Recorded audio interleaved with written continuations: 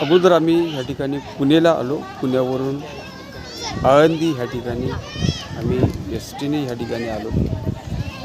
ह्या ठिकाणी आळंदीला आल्यानंतर भव्य दिव्य असं मंदिर ह्या ठिकाणी ज्ञानेश्वर महाराजांचं ह्या ठिकाणी फार सुंदर असं ह्या ठिकाणी मंदिर आळंदीला आहे.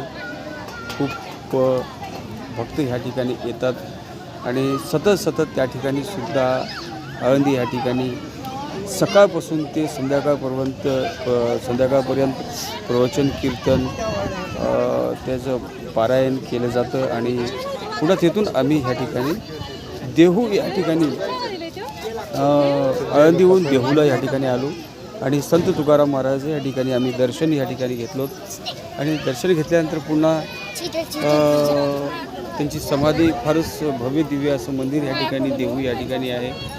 आणि या देहूपासून मंदिरापासून काही थोड्या अंतरावर या ठिकाणी असल्या ह्या ठिकाणी तुकारामाची जी गाथा आहे, तुकारामाची गाथा ते भिंतीवर कोरलेले संगमरवरी जे दगड आहे त्याच्यावर कोरलेलं या ठिकाणी आपल्याला प्रत्येक भिंतीवर कोरलेलं आहे.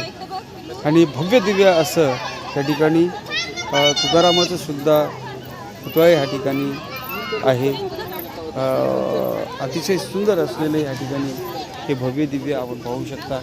आणि हे जेव्हा भिंतीवर कोरलेले हे पाहत असताना खूप अतिशय तुकाराम महाराजांनी सांगितलं होतं की वेदांचा सार आम्हाशीचं ठावा, इतरांनी वहावा भार. खरोखरच आहे. जगद्गुरू तुकाराम महाराजांनी हे जगद्गुरू आहेत. त्यांनी जो विश्वाबद्दल त्यांनी संपूर्ण वेदांचं ज्ञान त्यांनी सांगितलं. आणि वेदांचा अर्थ आमाशीचं ठावा, इतराने वहावा भार या म्हणीप्रमाणे खरंच तुकाराम महाराजांचं भव्य दिव्य त्यांचं दर्शन घेत असताना त्यांचं जीवनचरित्र कार्य वगैरे आठवलं. आणि त्यांच्या घरीसुद्धा आम्ही गेलो आणि त्यांचे संपूर्ण काही गोष्टी, बऱ्याचशा गोष्टी आम्हाला आठवण आल्या.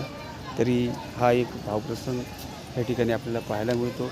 आणि हेच आहे देहू या ठिकाणी त्यांची तुकारामाची गाथा भिंतीवर कोरलेली आहे. त्यासाठी आम्ही या ठिकाणी पाहायला दर्शन घेतो आता आणि पुढे आम्ही पुण्याला जातो.